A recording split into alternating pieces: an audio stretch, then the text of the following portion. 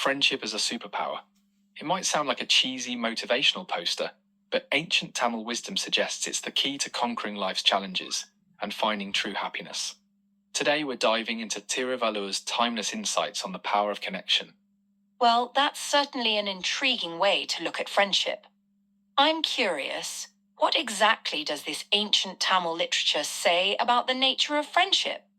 So, Thiruvalluvar, the ancient Tamil philosopher, paints this vivid picture of friendship as this incredible force in our lives. He says having good friends is like wielding a superpower that makes life's obstacles easier to overcome. It's not just about having buddies to hang out with, it's about building this unbeatable support system that strengthens you from the inside out. That's a pretty powerful metaphor. Does Thiruvalluvar go into more detail about how friendship acts as this sort of protective force? Oh, absolutely. He goes as far as to say that friendship is the best protection and support system you can have. It's like having your own personal team of superheroes ready to swoop in whenever you need them. But here's where it gets really interesting. Thiruvalluvar sees friendship as essential for achieving your goals and living a happy life. It's not just a nice to have, it's a must have for success and contentment. That's quite a bold statement. So he's essentially saying that friendship is more than just a pleasant aspect of life, but a crucial tool for personal growth and happiness. Exactly right. And you know what? I think there's a lot of truth to that. Think about it when you're going through a tough time or facing a big challenge. Having a solid group of friends to lean on can make all the difference. They're like your personal cheerleaders, therapists, and problem solvers all rolled into one. That makes a lot of sense. But I'm curious, how does Thiruvalluvar characterize true friendship? I mean, we all have different ideas about what makes a good friend. Well, that's where it gets really fascinating. Thiruvalluvar compares true friendship to a precious gem that grows more valuable and beautiful over time. But Anne, here's the kicker. He also challenges some of our conventional ideas about friendship. He says it's not limited by things like physical distance or how long you've known each other. Oh, that's surprisingly modern, isn't it? In today's world of long-distance friendships and online connections, that feels incredibly relevant. What does he say matters most in friendship, then? According to Thiruvalluvar, what really counts is the deep emotional connection and shared feelings you have with your friends. It's not about how often you see each other or how many years you've known each other, it's about the quality of the bond. And let me tell you, he sets a pretty high bar for what makes a good friend. I'm intrigued. What qualities does Thiruvalluvar associate with a good friend? So, he says a good friend is someone who not only makes you laugh and have fun because, let's face it, that's important, but also tells you the truth and helps you become a better person. They're like this guardian angel who's always there to support and guide you, especially when you're going through tough times. It's like having a personal growth coach and a shoulder to cry on, all wrapped up in one package. That's a beautiful way to describe friendship. It's not just about enjoyment, but also growth and support. How does Thiruvalluvar describe the depth of true friendship? Oh man, he has this really poetic way of putting it. Thiruvalluvar says that true friends don't just smile at you on the surface, but they also smile in their hearts. It's this idea of genuine warmth and joy that goes beyond mere politeness or superficial interaction. You know those friends who just light up when they see you? That's what he's talking about. That's such a vivid description. It really captures that feeling of comfort and happiness you get from being around a true friend. Does Thiruvalluvar say anything about how friends should behave? Yeah, he does. And it's pretty interesting. Thiruvalluvar compares true friendship to a reflex action. He says friends are like this automatic response that kicks in when you need help. They don't have to think about it, they're just there, ready to lend a listening ear or a helping hand without hesitation. It's like friendship on autopilot, you know? That's a powerful image. It suggests that true friendship is instinctive and unconditional. Does Thiruvalluvar mention any sort of test for true friendship? Oh yeah, he does. And it's a doozy. Thiruvalluvar says the ultimate test of friendship is when your friends stand by you unwaveringly, without expecting anything in return. It's this unconditional support that he believes makes true friendship the most beautiful and valuable thing in life. It's like the gold standard of friendship, you know? Wow, that's quite a high bar for friendship. It's not just about being there in good times, but standing firm in difficult times too, without any expectation of reciprocation. How does Thiruvalluvar suggest we approach our friendships?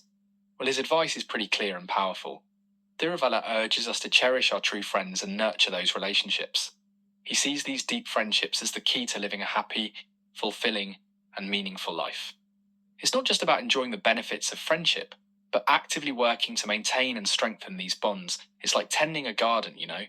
You've got to put in the work to reap the rewards. That's sage advice that feels just as relevant today as it must have been in ancient times. It's fascinating how this wisdom from ancient Tamil literature applies so well to our modern lives. What do you think this says about the nature of human relationships? Man, I think it really underscores the fundamental importance of human connection. Despite all our technological advancements and societal changes, we're still fundamentally social creatures who thrive on meaningful connections with others. Thiruvalluvar's insights remind us that while the world around us may change dramatically, the core aspects of human relationships remain constant. It's like no matter how much we progress, we still need that basic human connection. You know? That's a profound observation. It's easy to get caught up in the fast-paced, often impersonal nature of modern life. Do you think Thiruvalluvar's ideas about friendship could help people navigate today's social landscape? Oh, absolutely. I think his wisdom could be incredibly valuable in our current context.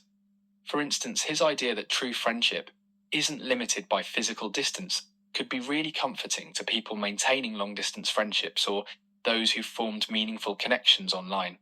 And his emphasis on the depth and quality of the connection over superficial factors could encourage people to seek out and nurture more meaningful relationships.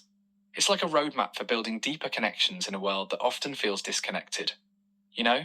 That's an excellent point. In an age of social media where we can have hundreds of friends at our fingertips, Thiruvalluvar's words remind us to focus on the quality of our connections rather than the quantity.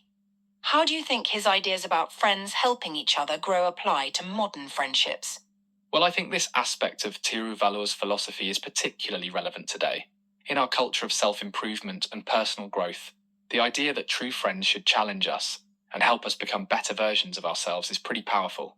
It encourages us to view friendship not just as a source of comfort and fun, but as a catalyst for personal development. It's like having your own personal growth squad, cheering you on and pushing you to be your best self. That's an interesting perspective. It adds a whole new dimension to friendship.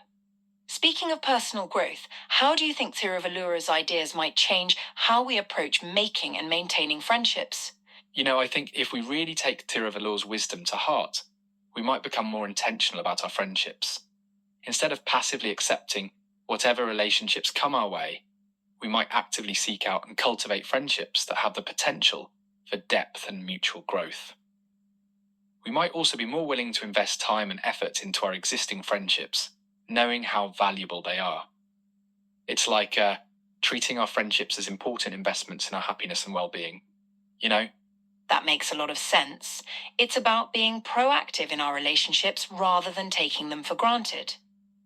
Do you think there are any challenges in applying Thiruvalluvar's ideas in today's world? Oh man, absolutely. I think one big challenge might be the pace of modern life. Many of us are juggling busy careers, family responsibilities, and other commitments. Finding the time to nurture deep friendships in the way Thiruvalluvar suggests could be really difficult. Plus, our culture often prioritizes romantic relationships and family ties over friendships, which might make it harder for some people to invest in friendships to the degree Thiruvalluvar recommends.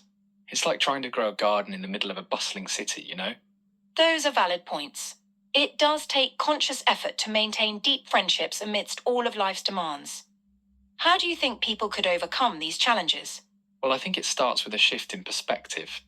If we truly internalize Thiruvalluvar's view that friendship is essential for a happy and fulfilling life, we might be more inclined to prioritize it. This could mean scheduling regular time to connect with friends, just as we would for other important aspects of our lives.